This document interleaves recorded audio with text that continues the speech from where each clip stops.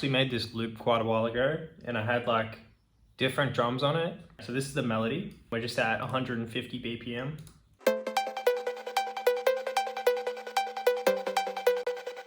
They're just triplet notes, I think, pretty much. They're just a little bit off the grid. I probably just like played them by hand and then just sort of quantized it a little bit. But the actual notes, so G, if we have a look here, that's actually the 7th. And then these other notes that I'm playing around with is the 3rd and the 2nd in the scale. So yeah, pretty easy.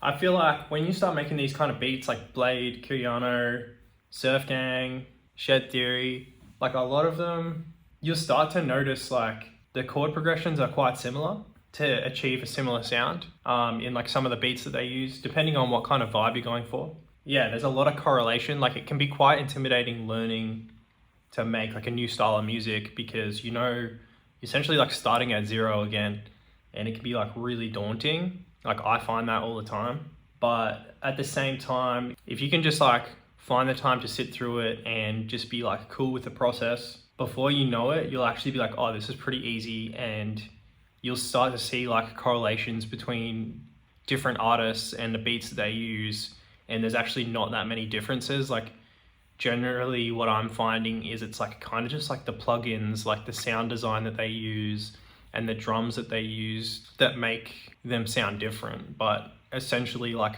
most of the time, the chord progressions and the notes that they're using are the same. They're just like in a different pattern or rhythm or a different BPM. So yeah, it's actually pretty exciting like when you come to those kind of like little realizations, because it just opens up your mind a lot more and you're like, I actually know a lot more than I thought that I did like a minute ago. So yeah, anyway, we got this Spire pluck, it's called +1. Then I just layered it with another pluck. Just the same notes. And I mustn't have liked the sound of the lower notes, so I just muted them. Then I laid it with a pad. This is actually an Anna, which is a really good plugin. Sonic Academy. It's got a lot of like trance presets already built in.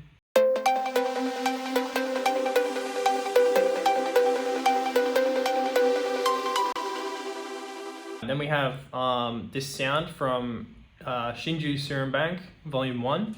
Shinju Serum Banks are just like insane. Go check him out. Go support him. I think there's like 5 volumes and all the sounds are just like incredible.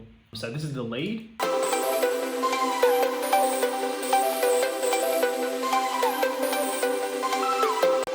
So this is Inspire as well. Bright Future. This is a stock sound. Just sounds incredible straight out the gate. So it's just kind of for the B section of my melody.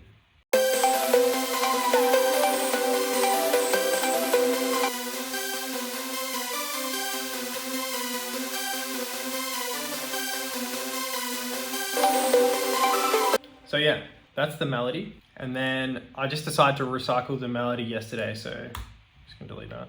Just dragged in the audio for the melody, so I just kind of wanted it to sound a little bit different. So I pitched it down 2 semitones and I detuned it a little bit, like just 2 cents. Just gives it a bit more of like an analog kind of sound, a little bit detuned, not perfect. Makes it sound a little bit rougher. Cool. And I just left it on beats like transients, just this basic one. Like usually like a complex pro is pretty good, it's a lot smoother, but I just like the texture that this added. I cut up the sections and there's not too many drum sounds in here. Like I like to keep it fairly simple. I felt like there was enough sections in the melody so that I could keep the drums simple.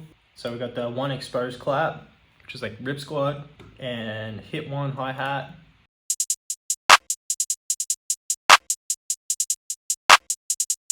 Basically, I just played a little bit around with the velocities just to add a little bit of a bounce. Then I added in 1 exposed snare, so this is from the Rip Squad as well. And then I also added in, so it's called the Alien Snare. It's out of Starboy Rob's drum kit.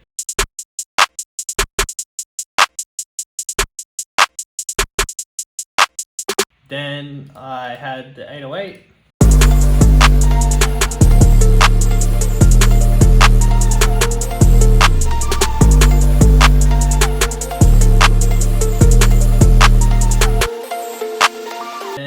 just slightly changed, like there's a slight variation in the 808, but I kept it pretty similar. In this section here, I just added like just an extra note, just an octave higher. For this section, I added some open hats and a snare roll at the end of the 8 bars.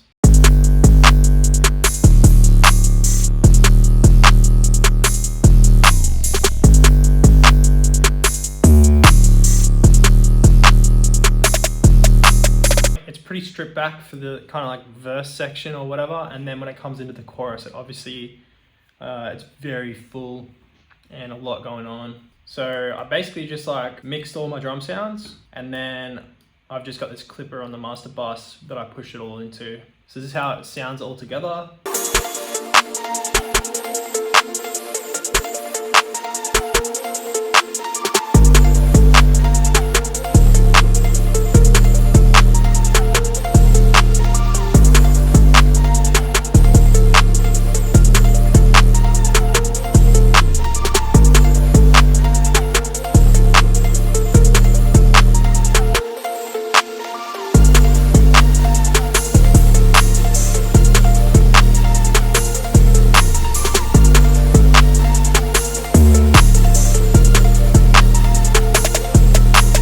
Then it pretty much starts again, and then we just got this outro section.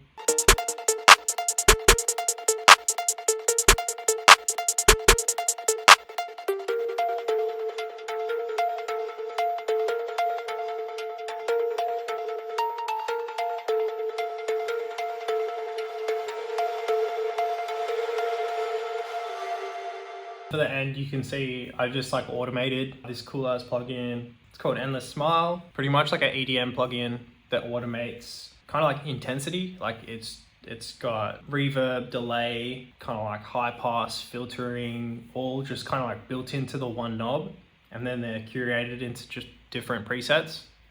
So yeah, it's pretty easy go-to to just create kind of like a washing out effect. I like to do that sometimes, especially this ending kind of needed something. I just wanted to wash it out instead of it just playing out and being a little bit boring. So yeah, that's everything. Thanks for watching.